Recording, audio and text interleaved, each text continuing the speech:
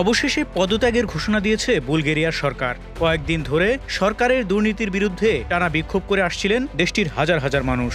এর জেরে বৃহস্পতিবার বুলগেরিয়ার প্রধানমন্ত্রী জানান তার সরকার পদত্যাগ করছে। আন্তর্জাতিক সংবাদ মাধ্যমের খবরে বলা হয়, বুলগেরিয়ায় দুর্নীতি দমনে সরকার ব্যর্থ হয়েছে, এমন অভিযোগ তুলে বিক্ষোভ করছেন হাজার হাজার মানুষ। দুর্নীতির বিরুদ্ধে এই বিক্ষোভ কর্মসূচি শুরু হলেও পরে তা সরকার বিরোধী আন্দোলনে রূপ নেয়। দেশটির রাজধানী সোফিয়া ছাড়াও কৃষ্ণসাগর তীরবর্তী বিভিন্ন শহর ও নগরে হাজার হাজার মানুষ সরকারের পদত্যাগের দাবিতে বিক্ষোভ করেন। জানা গেছে, দফায় দফায় দুর্নীতি বিরোধী বিক্ষোভের জেরে বৃহস্পতিবার বুলগেরিয়ার প্রধানমন্ত্রী রোসেন ঝেলিয়াজকভ ঘোষণা দেন যে তার সরকার পদত্যাগ করছে।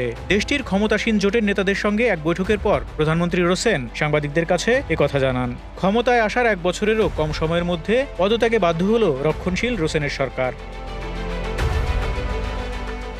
গত সপ্তাহে প্রথমবারের মতো ইউরোতে প্রণীত 2026 সালের বাজেট পরিকল্পনা প্রকাশ করে দেশটির সরকার। বাজেট পরিকল্পনা প্রকাশের পর দেশজুড়ে ব্যাপক বিক্ষোভের মুখে শেষ পর্যন্ত তা প্রত্যাহার করে নেওয়া হয়। তবে সরকার বাজেট পরিকল্পনা প্রত্যাহার করলেও কর্মসূচি চালিয়ে যাওয়ার ঘোষণা দেন বিক্ষোভকারীরা। শেষ পর্যন্ত প্রচণ্ড চাপে পদত্যাগের ঘোষণা দিল সরকার।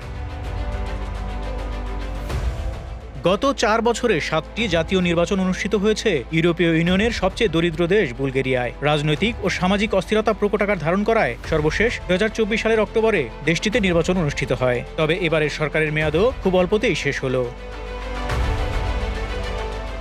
ফারুক শিমুল, ঢাকা এক্সপ্রেস।